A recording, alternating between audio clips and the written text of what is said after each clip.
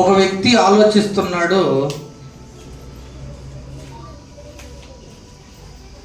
తన పొలం బాగా విస్తారంగా పండిందట. విస్తారంగా ధాన్యం పండిందట. దీనిని ఎలా భద్రపరుచుకోవాలి, దీనిని ఏం చేయాలని ఆలోచన చేస్తూ ఉన్నాడట. దీన్ని ఎలా రెట్టింపు చేయాలి, దీన్ని ఎలా స్టోర్ చేయాలి అనే ఆలోచనలు చేస్తూ ఉన్నాడు. లూకాసు వార్త 12వ అధ్యాయం, లూకాసు వార్త 12వ అధ్యాయం 16వ వచనం. లూకాసు వార్త 12వ అధ్యాయం 16వ వచనం. మరియు ఆయన వారితో ఈ ఉపమానము చెప్పెను, ఒక ధనవంతుని భూమి సమృద్ధిగా పండెను. అప్పుడు అతడు, నా పంట సమకూర్చుకొనుటకు నాకు స్థలము చాలదు గనుక నేనేమి చేతునని తనలో తాను ఆలోచించుకొని, నేను ఇలాగు చేతును, నా కొట్లు విప్పి వాటికంటే గొప్ప వాటిని కట్టించి అందులో నా ధాన్యమంతటిని నా ఆస్తిని సమకూర్చుకొని, నా ప్రాణముతో ప్రాణమా, అనేక సంవత్సరములకు విస్తారమైన ఆస్తి నీకు సమకూర్చబడి ఉన్నది గనుక తినుము, సుఖించుము, త్రాగుము, సంతోషించుమని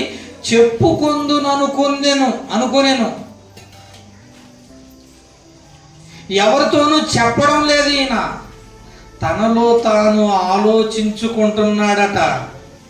దేవుడు నీ నడకను, నీ ప్రవర్తనను మాత్రమే కాదు, నీ హృదయంలో నువ్వు ఆలోచించే ఆలోచనను కూడా ఎప్పటికప్పుడు గమనిస్తూనే ఉన్నాడు.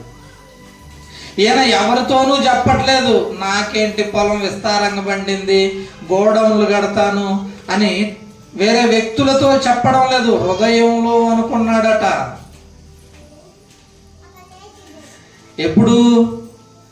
ఎప్పుడు అనుకుంటున్నాడు? రాత్రి వేళ తీరికగా పడుకున్నప్పుడు తనలో తాను ఆలోచించుకుంటున్నాడట. దేవుడు ఏమన్నాడు? ఈ రాత్రే నీ ప్రాణమును అడుగుచున్నాడు. అతడు పగల ఆలోచించాడా, రాత్రి ఆలోచించాడా అని అనుకునే వారికి ఈ వచనం, ఈ రాత్రే నీ ప్రాణమును అడుగుచున్నాడు దేవుడు అన్నాడంటే అతను ఎప్పుడు ఆలోచిస్తున్నాడు? తీరికగా పనంతా అయిపోయిన తరువాత భోజనం చేసి పడుకొని, ఈ సంవత్సరం బాగా సంపాదించాను, వీటిని ఎలా ఖర్చు పెట్టాలి, ఏం చేయాలని ఆలోచిస్తున్నాడు. మనం ఆలోచిస్తాం, ఎప్పుడు? పగల ఆలోచిస్తామా? లేదు. మనం కూడా తీరికగా పనంతా అయిపోయిన తర్వాత భోజనం చేసి రాత్రి పడుకునే ముందు ఆలోచనలు చేస్తూ ఉంటాం. 1,00,000 రూపాయలు ఉన్నాయి, ఏం చేయాలి, వీటిని రెట్టింపు ఎలా చేయాలి, వడ్డీకి ఇచ్చుకుందామా? ఏమంటే రాత్రిళ్ళు పడుకునే ముందు ఆలోచనలు చూడండి ఎలా ఉంటాయో. ఆలోచిస్తూ ఉంటారు, ఎప్పుడు? పగలంతా కష్టపడతారు, ఎటువంటి ఆలోచనలు ఉండవు. రాత్రి పడుకునే ముందు ఆలోచనలు చేస్తూ ఉంటారు. ఇతను కూడా సమృద్ధిగా పండేటప్పటికీ ఏం చేయాలి, ఎలా చేయాలని ఆలోచనలో పడ్డాడు. మనం కూడా ఆలోచిస్తూ ఉంటాం రాత్రిళ్ళు, ఏం చేయాలి, ఎలా చేయాలి, ఎలా బ్రతకాలి, రేపు ఏం చేయాలి. రాత్రి భోజనం తర్వాత పడుకొని తీరికగా ఆలోచిస్తూ ఉంటారు ఈ జీవన సంబంధమైన విషయాల గురించి, ధనం గురించి, సంపద గురించి. ఎప్పుడూ ఆలోచనలు అవే ఉంటాయి. నీ ఆలోచనలను కూడా దేవుడు గమనిస్తూ ఉన్నాడు.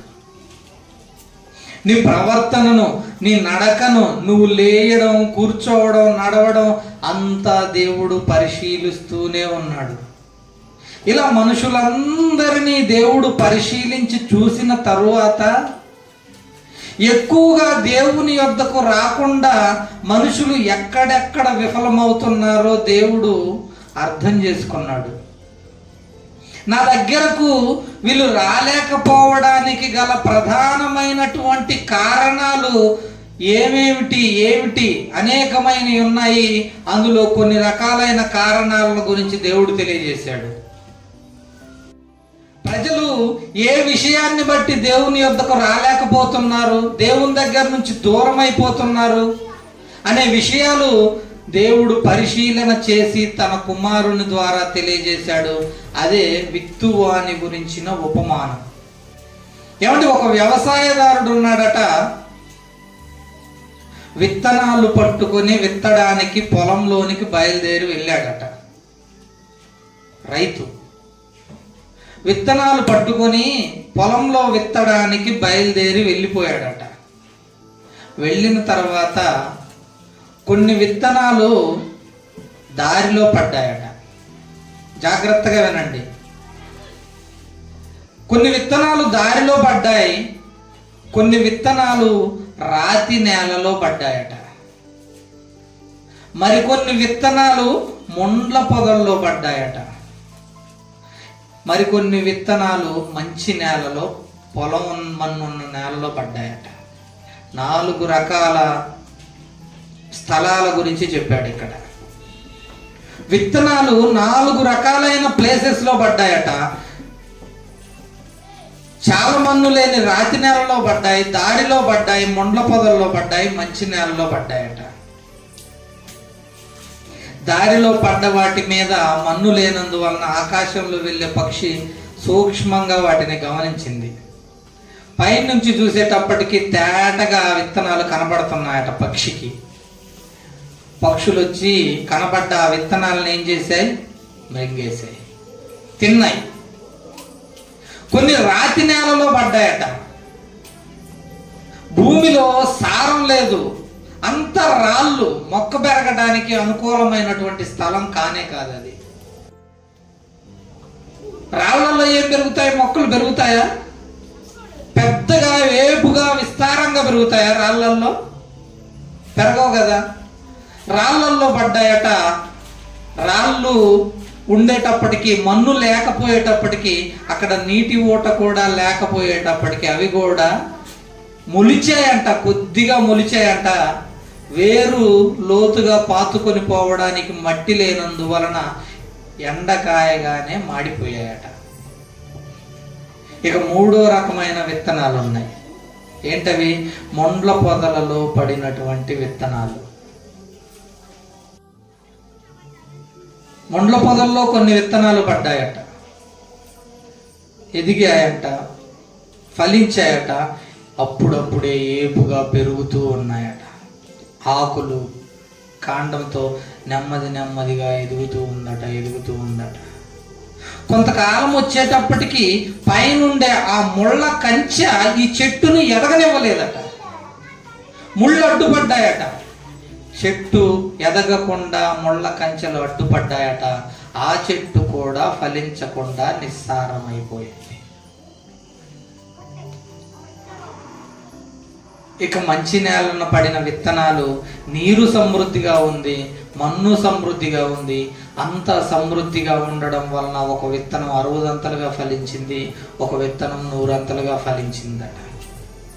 మత్తయి సువార్త ఒకసారి చూడండి ప్రియమైన దేవుని వారలారా. ఆ వచనాన్ని చూసి మనం ముందుకు వెళదాం. మత్తయి సువార్త 13వ అధ్యాయం 3వ వచనం నుంచి.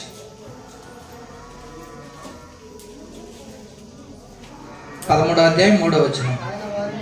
ఆయన వారిని చూచి చాలా సంగతులను ఉపమాన రీతిగా చెప్పెను. ఇదిగో విత్తువాడు విత్తుటకు బయలుదేరి వెళ్ళెను. వాడు విత్తుచుండగా కొన్ని విత్తనములు త్రోవ పక్కన పడెను, పక్షులు వాటిని మింగివేసెను. కొన్ని చాలా మన్ను లేని రాతి నేలన పడెను. అక్కడ మన్ను లోతుగా ఉండనందున అవి వెంటనే మొలిచెను, గాని సూర్యుడు ఉదయించినప్పుడు అవి మాడి వేరు లేనందున ఎండిపోయాను. కొన్ని ముండ్ల పొదల్లో పడెను, ముండ్ల పొదలు ఎదిగి వాటిని అణిచివేసెను. కొన్ని మంచి నేలన పడెను, ఒకటి 100 అంతలుగా, ఒకటి 60 అంతలుగా, ఒకటి 30 అంతలుగా ఫలించాను. యేసుక్రీస్తు వారు చెప్పిన అనేక ఉపమానాలలో ఇది కూడా ఒక ఉపమానం. ఇంతకీ దేవుడు ఎవరి గురించి ఈ విషయాన్ని చెబుతున్నాడు? పొలం గురించి, రైతుల గురించి, విత్తనాల గురించి అనుకుంటున్నారా? కాదు ప్రియమైన దేవుని వాళ్ళారా. దేవుని యొద్దకు వచ్చి బ్రతకలేక నిర్వీర్యమైపోతున్నటువంటి వారిని గురించి దేవుడు మాట్లాడుతున్నాడు. ఆకాశం నుంచి అందరినీ పరిశీలిస్తున్నాడు. ఎక్కడ ఎవరెవరు విఫలమైపోతున్నారో ఆకాశం నుంచి పరిశీలించి ఈ సందర్భాలలో నన్ను విడిచి దూరం అయిపోతున్నారు ప్రజలు అని చెప్పి దేవుడు ఒక హెచ్చరికను ఉపమానం ద్వారా, యేసుక్రీస్తు ద్వారా జారీ చేశాడు. అదే విత్తువాని గురించిన ఉపమానం. దీని యొక్క అర్థం ఏంటి ఏమంటే, దాని యొక్క అర్థం ఏమిటో క్రీస్తు వారు కింద చెప్తున్నాడు. ఒకసారి చూడండి, 18వ వచనం. విత్తువాని గూర్చిన ఉపమాన భావము వినుడి. ఎవడైనను రాజ్యము గూర్చి వాక్యమును వినియు గ్రహింపకయుండగా దుష్టుడు వచ్చి వాని హృదయములో విత్తబడిన దానిని ఎత్తుకొని పోవును. త్రోవ పక్కన విత్తబడిన విత్తనము వీడే. త్రోవ పక్కన పడ్డ విత్తనం అంటే ఎలాంటి వారు అనుకుంటున్నారు? ఏమంటే, వాక్యం వింటారు, అందరితో పాటు మందిరానికి వస్తారు, వాక్యం వింటారు, కానీ విన్న వాక్యం హృదయంలో గ్రహింపరు. ఎప్పుడూ మందిరానికి క్రమం తప్పకుండా ప్రతి వారం వస్తుంటారు, కానీ ఏం వాక్యం చెప్పారో అర్థం కాదు, ఏం నేర్చుకుంటున్నారో వారికి తెలియదు.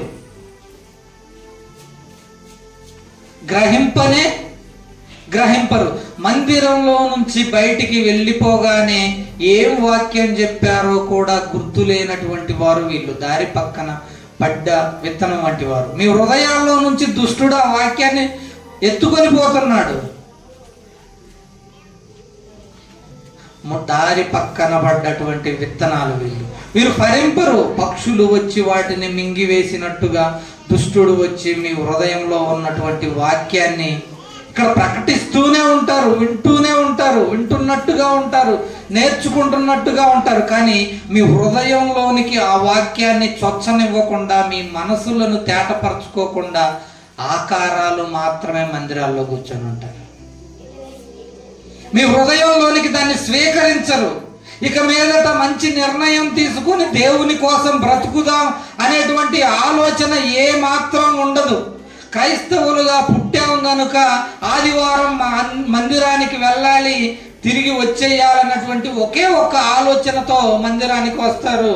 అలా వచ్చి తిరిగి ముగిసిపోయింది, ఈ ఆదివారం ఈ పని అయిపోయింది అన్నట్టుగా మందిరాన్ని విడిచిపెట్టి వెళ్ళిపోతుంటారు. దేవునికి కానీ దేవుని కార్యాలకు కానీ మీ హృదయంలో చోటు లేనందువలన దుష్టుడు వచ్చి ఆ వాక్యాన్ని ఎత్తుకొని పోతారు. వీరు దారి పక్కన విత్తబడినటువంటి విత్తనాల వంటి వారు అని అన్నాడు.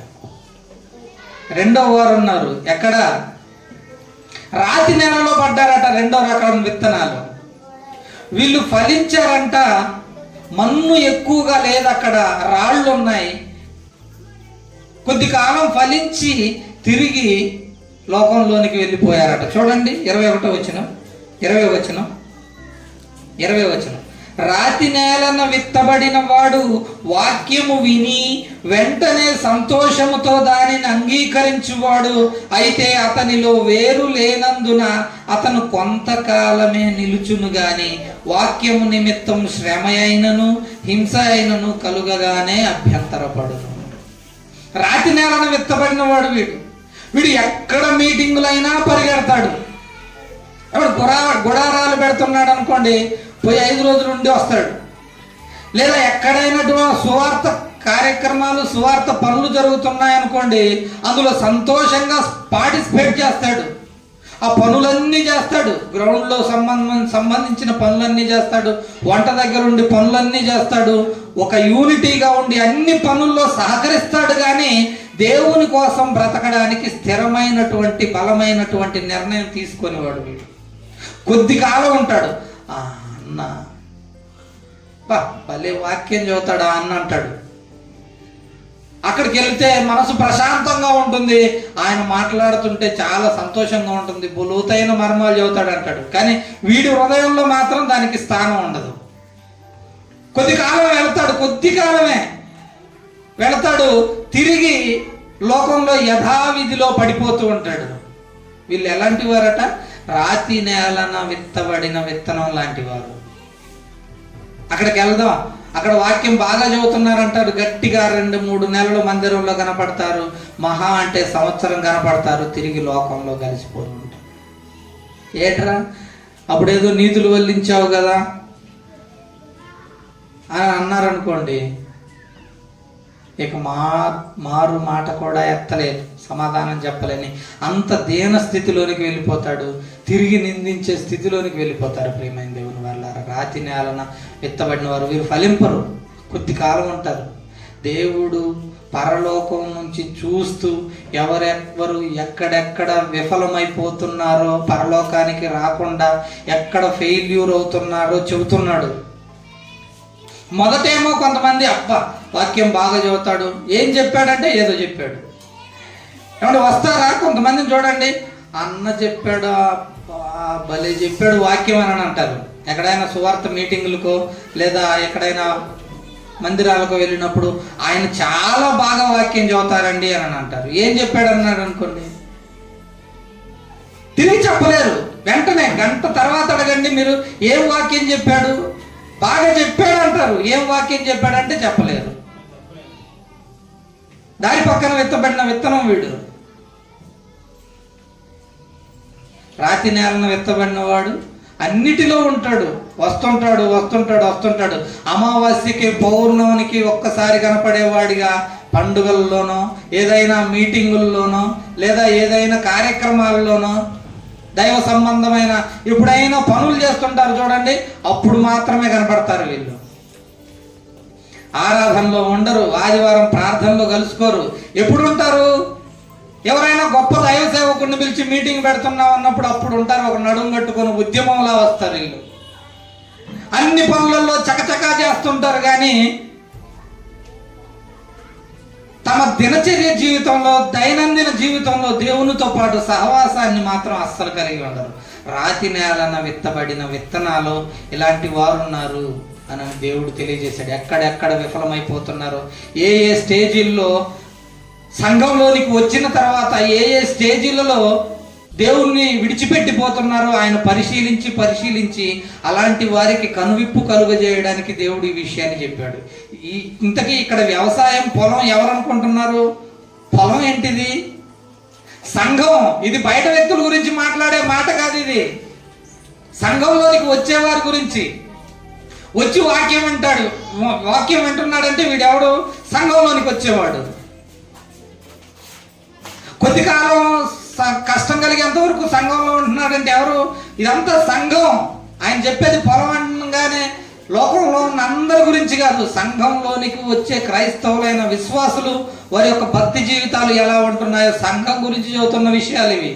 విత్తు అనే ఉపమానం అని అంటే బయట ఉన్నటువంటి అన్ని జనులకు సంబంధించిన విషయం కాదు. ప్రియమైన దేవుని వారలారా, సంఘానికి వచ్చే విశ్వాసులు ఏ స్థితిలో, ఏ స్థితిగతుల్లో పడిపోతున్నారో తెలియజేయడానికి దేవుడి ఉపమానం రాయించాడు. ఇంకొక వర్గం వారు ఉన్నారు. ఎవరు?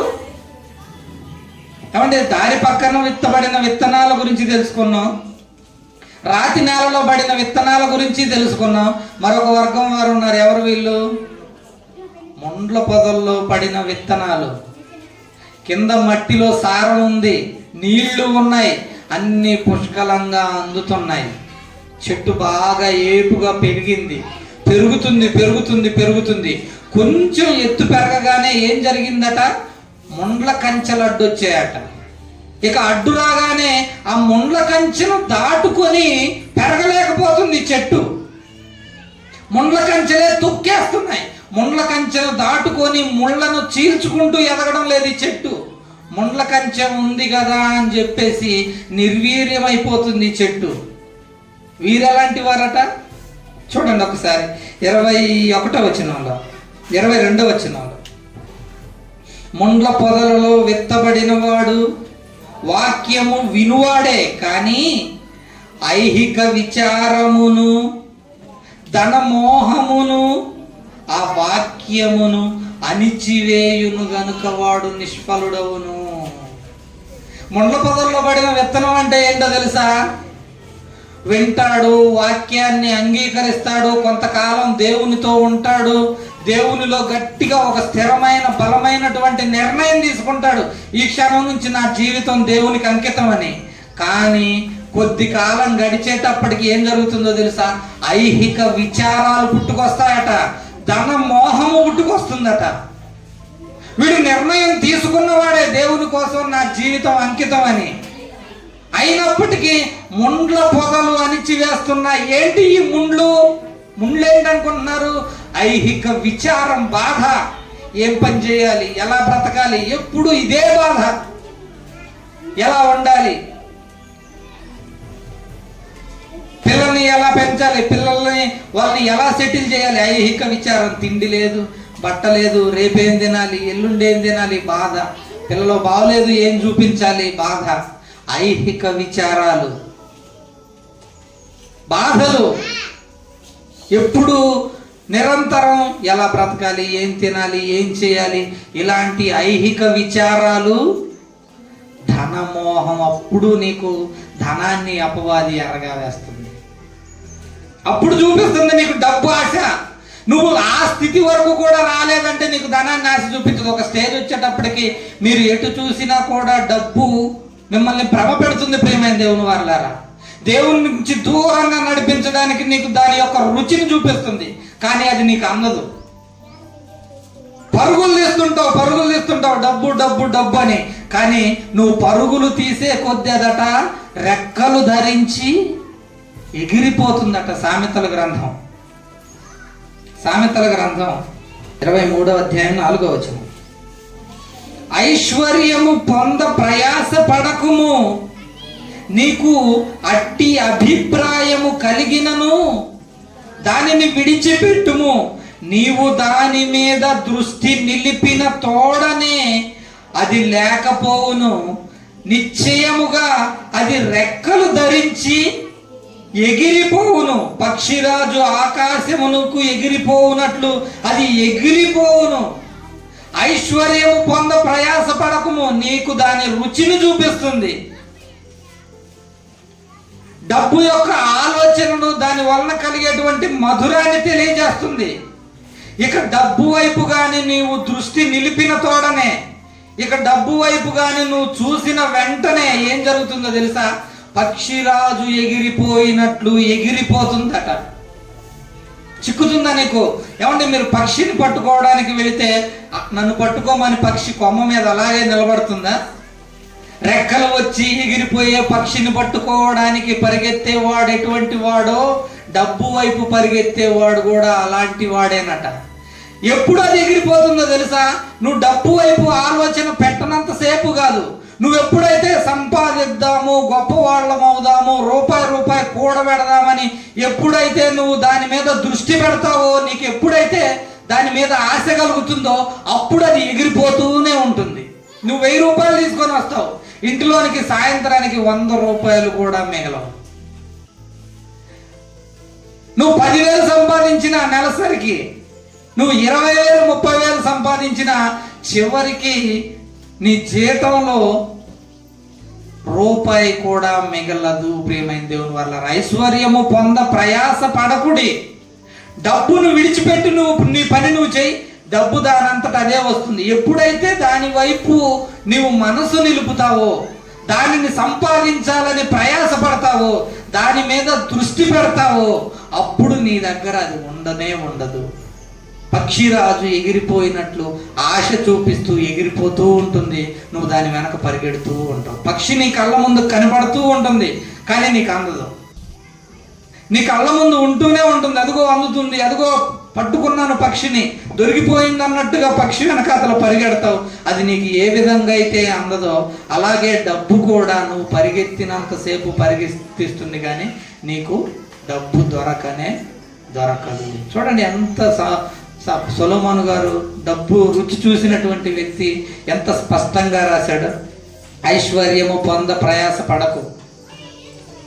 ఎప్పుడు అది ఎగిరిపోతుంది? నీకు అట్టి అభిప్రాయం కలిగినను దాన్ని విడిచిపెట్టు. నీవు దాని మీద దృష్టి నిలిపిన తర్వాత, డబ్బు వైపు నువ్వు ఆలోచన నిలిపిన తర్వాత, సంపాదిద్దామని నీకు ఆలోచన ఎప్పుడైతే వస్తుందో అప్పుడు నీకు నిలబడదట. పక్షిరాజు ఎగిరిపోయినట్లుగా నీ దగ్గర నుంచి వెళ్ళిపోతూనే ఉంటుంది. నెలకు నువ్వు 50,000 రూపాయలు సంపాదించినా కూడా నెల చివరిలో చూసుకునేటప్పటికి నీ జేబులో చిల్లి గవ్వ కూడా ఉండదు ప్రియమైన దేవుని వాళ్ళారా. అందుకే ఏమన్నాడు తెలుసా దేవుడు? మీ సంపాదన అంతా చిరిగిన సంచిలో పోసిన సామెత అన్నాడా? చూడండి ఒకసారి హగ్గై గ్రంథం 1వ అధ్యాయం 6వ వచనం. మీరు విస్తారముగా విత్తినను మీకు కొంచెమే పండెను, మీరు భోజనము చేయుచున్నను ఆకలి తీరకై ఉన్నది, పానము చేయుచున్నను దాహము తీరకై ఉన్నది, బట్టలు కట్టుకొనుచున్నను చలి ఆగకున్నది, పనివారు కష్టము చేసి జీతము సంపాదించుకొనెను, పనివారు కష్టము చేసి జీతము సంపాదించుకొనినను జీతము చిరిగిపోయిన సంచిలో వేసినట్టుగా ఉన్నది అని అన్నాడు. జీతం తీసుకొని వచ్చి నువ్వు సంచిలో దాచిపెడుతున్నావు, కింద దానికి రంధ్రం ఉంది. నువ్వు పైన వేస్తున్నావు, కింద పోతూనే ఉన్నాయి. నువ్వు సంపాదించుకొస్తున్నావు 50,000 అద్దెలని, ఈఎంఐలని, చిరిగిన సంచిలో వేసినట్టుగా అయిపోతుంది నీ జీతం, నీ సంపాదన. నువ్వు ఎప్పుడైతే డబ్బు మీద దృష్టి పెట్టావో చిరిగిన సంచిలో వేస్తున్నావు నీ డబ్బుని. కింద ఉన్న రంధ్రం నీకు కనపడటం లేదు. 50,000 వేస్తావు, సంచిలో వేస్తావు, ఈఎంఐలని, భోజనాలకని, ఇంటి అద్దెలని,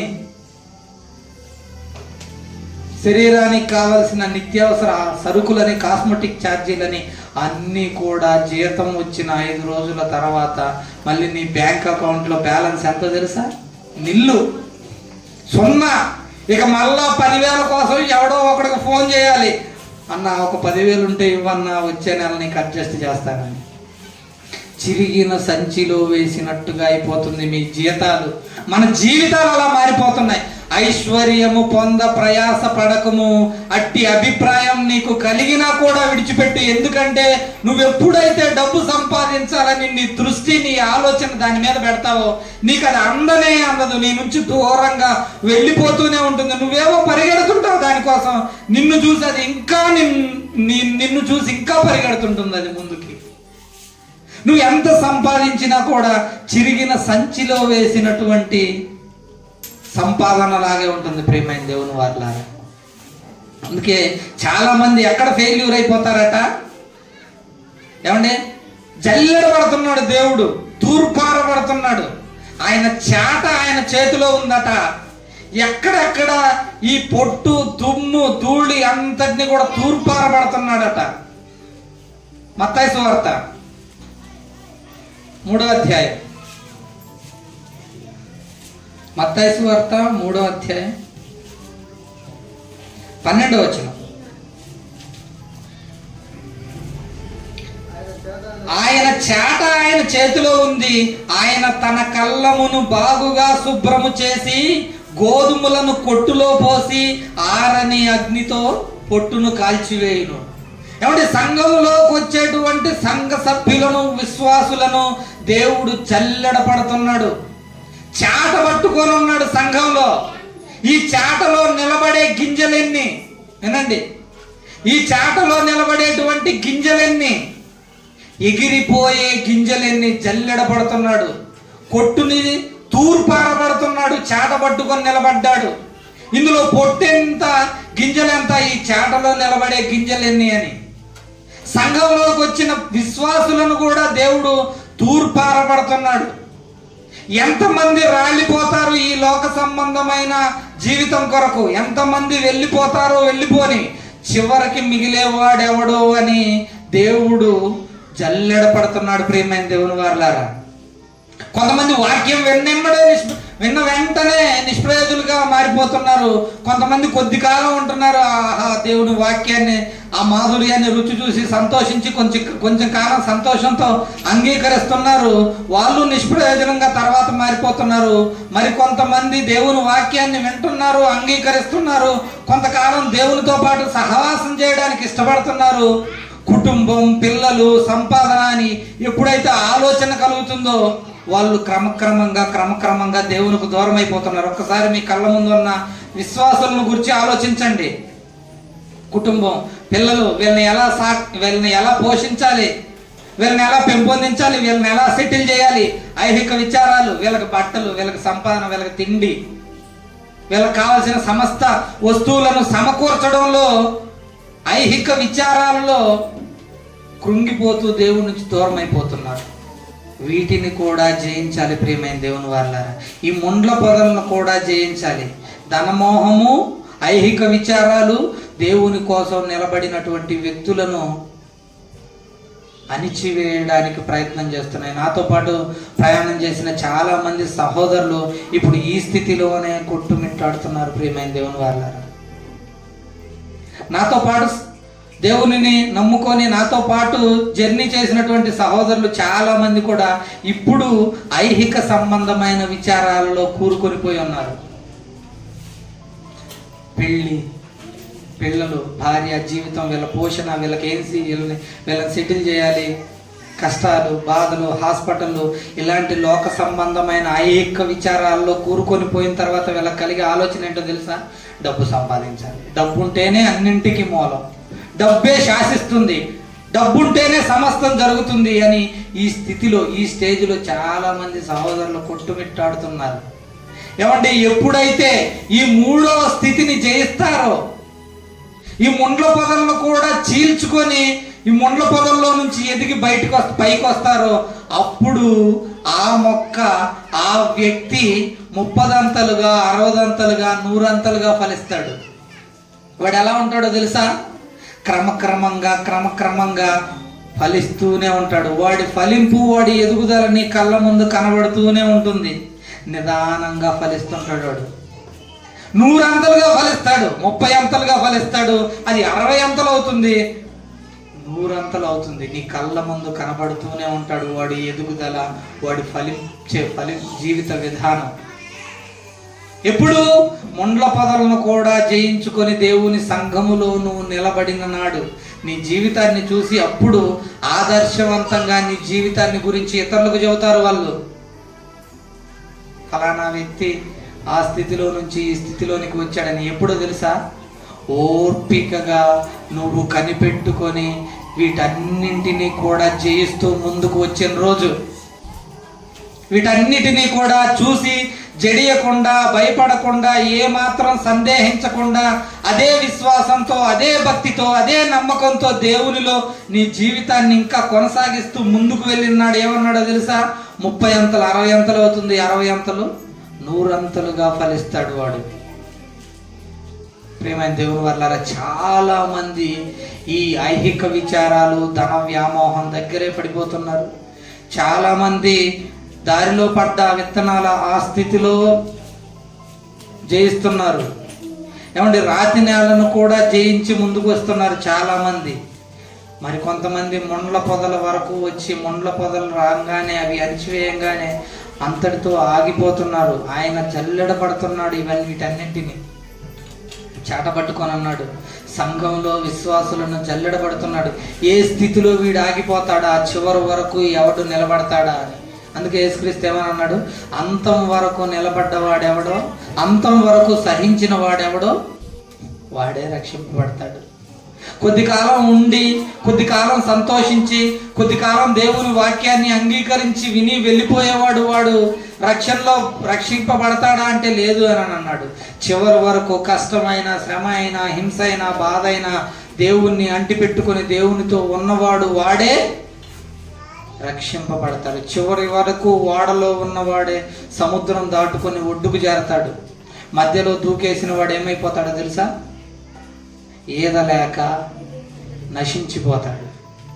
ఒడ్డు చేరుకోలేక, తీరం చేరుకోలేక తన ముప్పు తెచ్చుకుంటాడు, తన ప్రాణాలకే ప్రమాదం తెచ్చుకుంటాడు. ప్రియమైన దేవుని వాళ్ళారా, ఏమంటే తెల్లవారితే ఆలోచనలు, రేపు ఈఎంఐ వాడు అకౌంట్లోంచి డబ్బులు కట్ చేసుకుంటాడు, అందులో వేసేయాలి.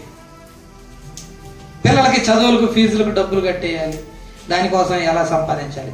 పూర్తిగా దేవుడిని విడిచిపెట్టేశారు చూడండి. ఇవే ఐహిక విచారాలు అంటే. ఇక ఈ ఐహిక విచారాల్లో నుంచి పుట్టుకొని వస్తే ధనం పైన వ్యామోహం. ఈ రెండు కలిసి మనిషిని ఎంత అనగదొక్కుతాయి, దేవుని దగ్గరికి వెళ్ళనీయకుండా. ఈ స్థితిని కూడా జయించిన వాడే 100 60 ఫలిస్తాడు. ఆకాశంలో నుండి దేవుడు పరిశీలించి వ్యక్తులు ఎక్కడెక్కడ నిష్ప్రయోజకులుగా మారిపోతున్నారో, దేవునికి దూరం అయిపోతున్నాడో తెలియజేయడానికి ఉపమానాన్ని రాయించాడు. కనుక మనమైతే 100 30 60 ఫలించే ఒక మంచి నేలన పడ్డ ఒక మంచి విత్తనాల వలె మనం అందరం కూడా ఉండాలని, మీరందరూ కూడా దేవునిలో శాశ్వత కాలం వరకు నడవాలని మిమ్మల్ని కోరుకుంటూ, దారి పక్కన పడ్డ విత్తనాల వలె కాకుండా, రాత్రి నేలన పడ్డ విత్తనాల వలె కాకుండా, ముళ్ళ పొదల్లో పడ్డ విత్తనాల వలె కాకుండా, శాశ్వత కాలం కూడా దేవునితో మీ జీవితాన్ని, మీ ప్రయాణాన్ని కొనసాగించాలని మిమ్మల్ని అందరినీ కోరుకుంటూ మరి నా ఈ మాటలు ముగిస్తున్నాను.